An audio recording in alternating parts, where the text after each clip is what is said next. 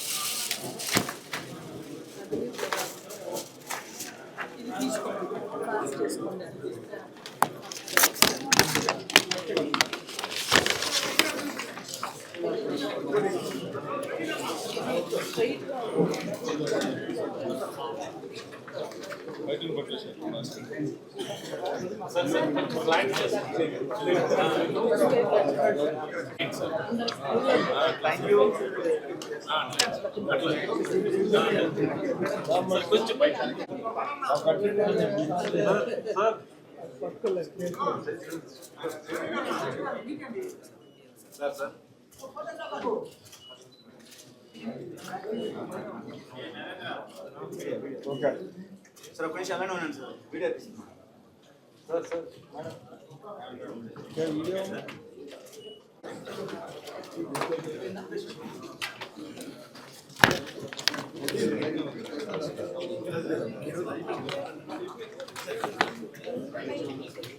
20 నుంచి 30 గంటలు ఎవరైతే క్యూ లైన్లో ఉండి దర్శనం చేసుకుంటున్నారో ఆర్టిఫిషియల్ ఇంటెలిజెన్స్ సహకారంతో కొంతమంది కన్సల్టెన్సీని కన్సల్ట్ చేసి వాళ్ళకి 2-3 గంటల్లోనే దర్శనం అయ్యేలాగా నిర్ణయం తీసుకున్నాం. అన్య మతస్థులు ఎవరైతే టీటీడీలో పనిచేస్తున్నారో వాళ్ళకి మొట్టమొదటిసారిగా వాళ్ళని పిలిపించి వాళ్ళతో కన్సల్ట్ చేసి వాళ్ళకి విఆర్ఎస్ అయితే విఆర్ఎస్ ఇచ్చి, లేకపోతే గవర్నమెంట్తో మాట్లాడి వాళ్ళని మున్సిపాలిటీలో కానీ రెవెన్యూలో కానీ వేరే డిపార్ట్మెంట్లు ట్రాన్స్ఫర్ చేయాలని చెప్పేసి బోర్డు నిర్ణయం తీసుకుంది.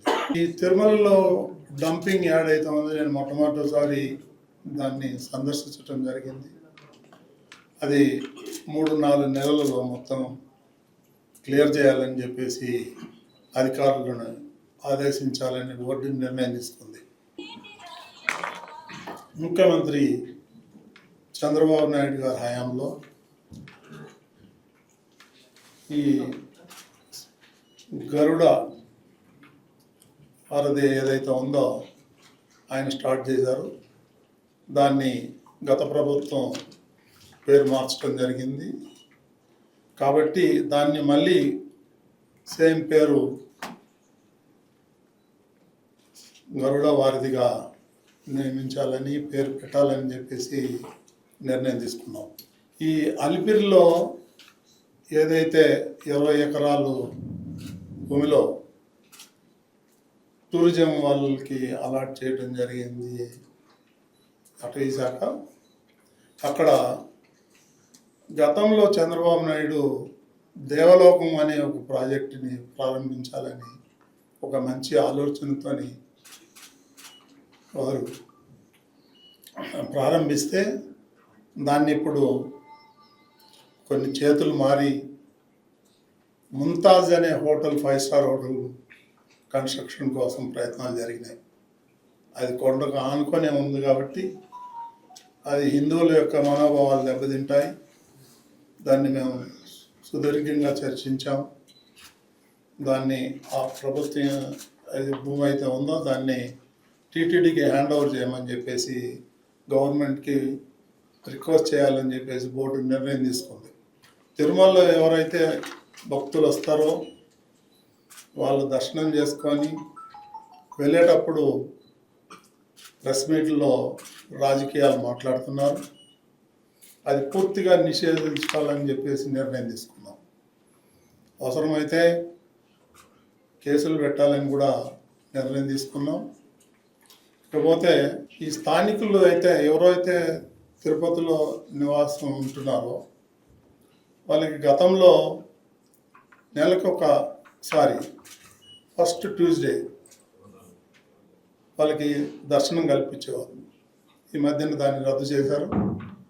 దాన్ని తిరిగి పునరుద్ధరించాలని చెప్పేసి నిర్ణయం తీసుకున్నాం. నెలలో మొదటి మంగళవారం వాళ్ళకి ఈ దర్శన భాగ్యం కల్పించాలని నిర్ణయం తీసుకున్నాం. అదేవిధంగా శ్రీవాణి ట్రస్ట్ ఏదైతే ఉందో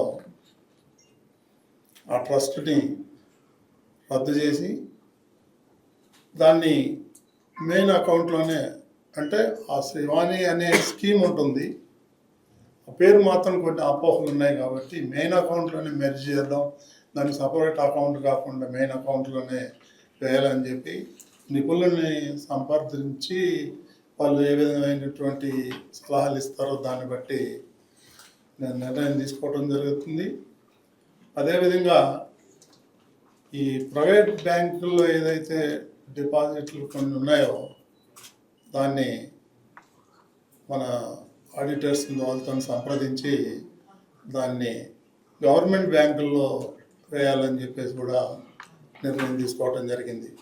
నిత్య అన్నదానం ఏదైతే జరుగుతూ ఉందో దాంట్లో ఇంకా క్వాలిటీ మెరుగుపరిచి ఇంకా ఒక ఐటెంని చేర్చాలి భక్తుల కోసం అని చెప్పేసి కూడా నిర్ణయం జరిగింది.